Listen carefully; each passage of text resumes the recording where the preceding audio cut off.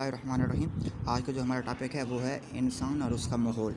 تو آج ہم پڑھیں گے کہ ایکالوجی کیا ہوتی ہے اور اس کی آرگنائزیشن کون کون سی ہوتی ہیں، ایکو سسٹم میں میٹیریلز اور انرجی کا بہاؤ کیسے ہوتا ہے، اور ایکو سسٹم میں جو تعاملات ہوتے ہیں وہ کیسے ہوتے ہیں۔ اور ٹھیک ہے، اب ہم ایکالوجی کی تعریف کریں گے۔ ایکالوجی بیسیکلی کسے کہتے ہیں؟ جانداروں اور ان کے ماحول کے درمیان جو تعلقات کا مطالعہ ہے اس کو ہم ایکالوجی کہتے ہیں۔ ٹھیک ہے، ایکالوجیکل آرگنائزیشن کے درجات اب ہم پڑھیں گے۔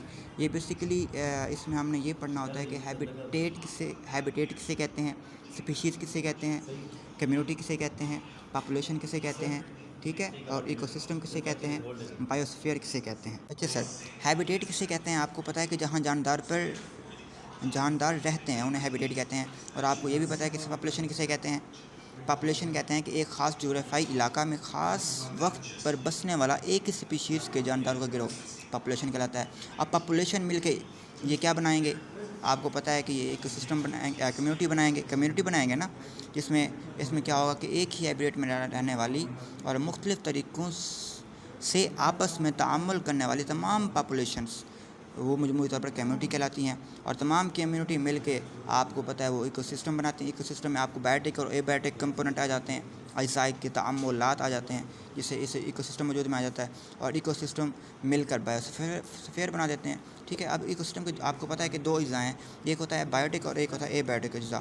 بایوٹک کمپوننٹ میں کون کون سے ہوتے ہیں؟ جس میں وہ ایکو سسٹم کے اندر موجود تمام جاندار جو فیکٹر ہوتے ہیں وہ آپ کے بایوٹک اجزاء ہوتے ہیں، جس میں عام طور پر پروڈیوسر ہیں، کنزیومر ہیں، ڈیکمپوزر ہیں۔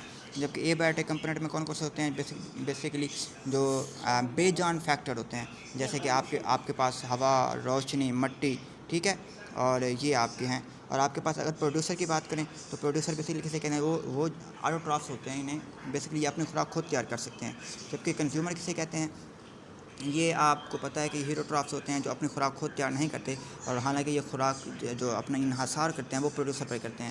ٹھیک ہے، اب کنزیومر کی بیسیکلی دو ٹائپس ہیں، ایک ہوتا ہے ہربیورس اور ایک ہوتے ہیں کارنیورس۔ ٹھیک ہے، ہربیورس اور کارنیورس یہ بیسیکلی کنزیومرس کی دو گروپس ہیں۔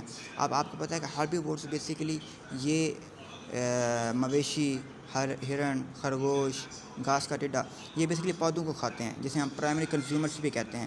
ٹھیک ہے، پھر یہ دوسرے جانور کو کھاتے ہیں جسے ہم سیکنڈری کنزیومر کہتے ہیں۔ پھر وہ اور سیکنڈری کارنیورس پرائمری کارنیورس کو کھاتے ہیں، جسے ہم ٹرشری کنزیومرس کہتے ہیں۔ ٹھیک ہے، ٹرشری کارنیورس ہمارے پاس چیتا ہے، شیر ہے، ٹھیک ہے، اور یہ بیسیکلی سیکنڈری کارنیورس کو کھاتے ہیں۔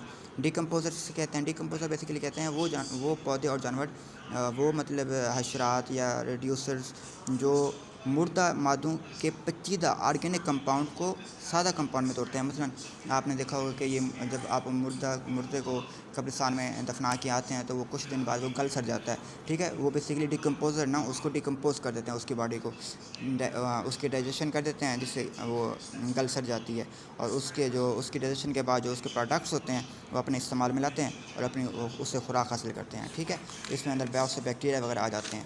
اور آپ کو پتہ ہے کہ ایکو سسٹم میں جو میٹیریلز ہیں، انرجی کا بہاؤ کیسے ہوتا ہے؟ وہ آپ کو پتہ ہے کہ انرجی کا بہاؤ بیسیکلی اس کے 5 لیول ہوتے ہیں۔ ٹریفک لیول کسے کہتے ہیں؟ ٹریفک لیول کہتے ہیں فوڈ چین میں وہ درجہ جس پر ایک جاندار خوراک کھاتا ہے، اس کو ٹریفک لیول کہتے ہیں۔ اب ٹریفک لیول بیسیکلی 4 یا 5 ہو سکتی ہیں۔ ٹھیک ہے، اس میں سب سے پہلے کون کون سی ہوتی ہیں؟ نمبر 1 آپ کا پروڈیوسر ہے، ہربیورز ہیں، کارنیورز ہیں، اور ڈیکمپوزر ہیں۔ اب اس میں پروڈیوسر انرجی کیسے حاصل کرتا ہے؟ پروڈیوسر انرجی بیسیکلی جو آپ کا سورج ہے وہ اس کے اندر ہوتے ہیں سولر انرجی۔ پروڈیوسر جیسے آپ کی گھاس ہے وہ سولر انرجی کو جذب کرتی ہے اور اس کو کیمیکل انرجی میں تبدیل کر دیتی ہے۔ ٹھیک ہے، کیمیکل انرجی میں تبدیل کر دیتی ہے، وہ کیسے ہوتی ہے؟ فوٹو سینتھسس کے ذریعے ہوتی ہے۔